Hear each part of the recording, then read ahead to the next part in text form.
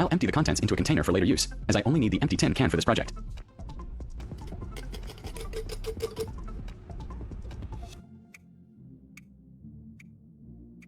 I'll make sure to clean and dry it thoroughly. Next, I'll remove the paper label to expose the metal.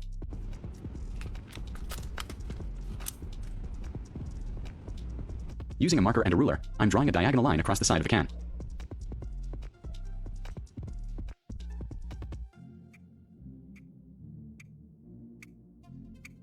This line is very important because it will determine the angle and size of our slicing blade. I'm using a drill to make a starting hole at each end of the line.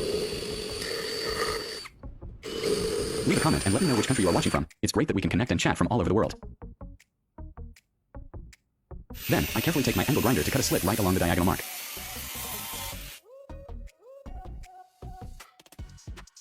Once cut, I use a screwdriver to gently pry one side of the metal upwards, creating a gap for the slices to pass through. Now, I'm taking a metal file to sharpen the edge of the metal I just lifted. This is a crucial step because this edge will act as the actual blade of our chopper, so it needs to be nice and sharp to cut cleanly.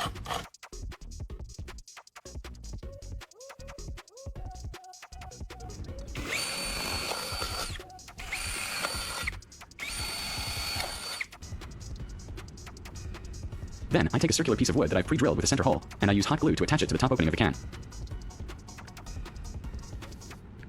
This would provide structural support and gives us a solid base to attach the handle mechanism later.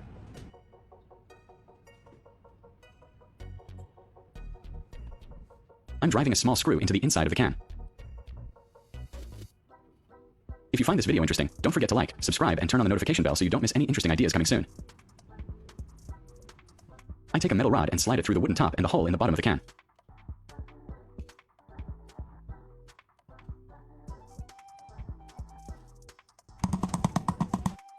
I use hot glue and a metal washer to secure it firmly in place. This rod is the central axle that will allow the drum to rotate smoothly.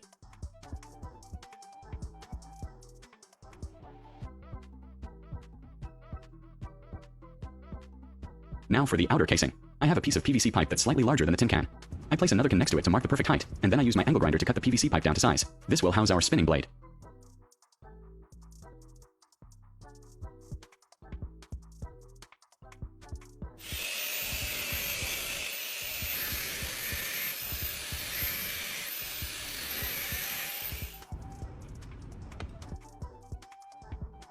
I'll mark 3 spots on the rim of the PVC pipe and drill small holes.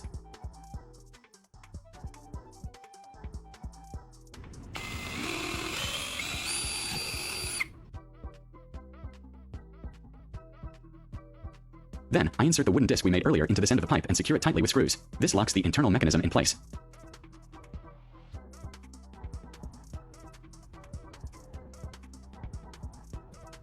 Let's make a hopper to feed the veggies in. I'm recycling a plastic bottle by cutting off the top and bottom sections.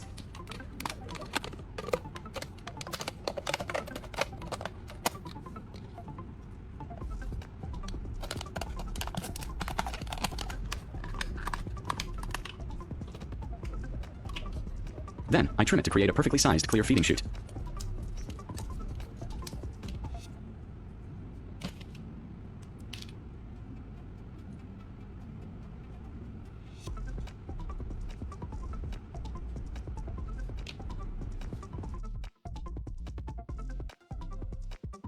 I place the plastic chute against the side of the PVC pipe, trace its shape, and carefully cut out a circular hole.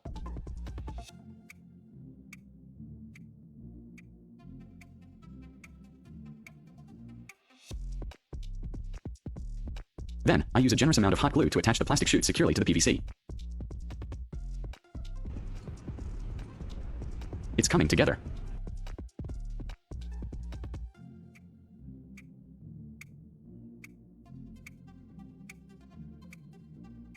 I slide the tin can cutting drum inside the PVC casing. To operate it, I'm attaching a custom-shaped wooden handle to the protruding metal axle, securing it with a screw.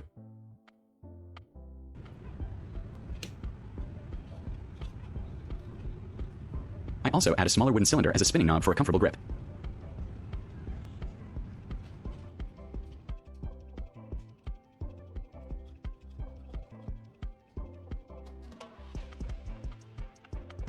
For safety and efficiency, I need a plunger. I'm using a smaller piece of PVC pipe that fits inside the hopper.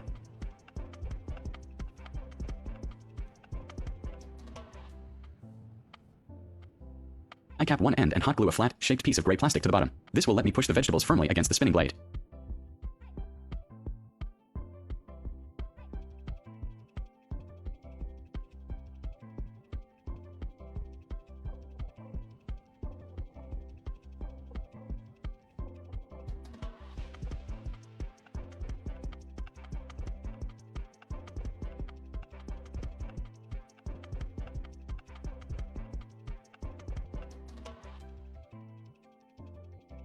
To make this a countertop appliance, it needs a stand.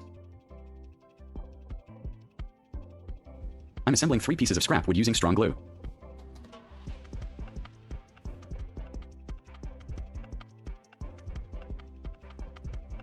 I've cut an angled curve into the 2 upright pieces so they perfectly cradle the cylindrical shape of our chopper casing. Finally, I apply hot glue to the curved wooden stand and press the assembled chopper firmly onto it.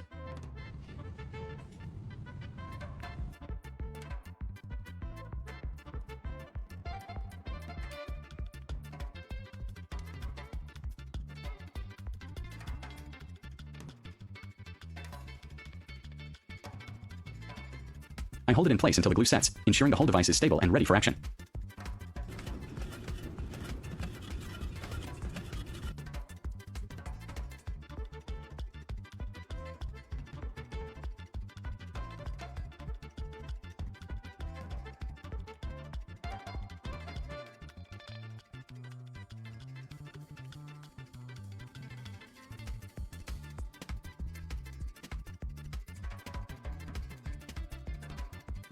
I'll drop some whole onions into the hopper.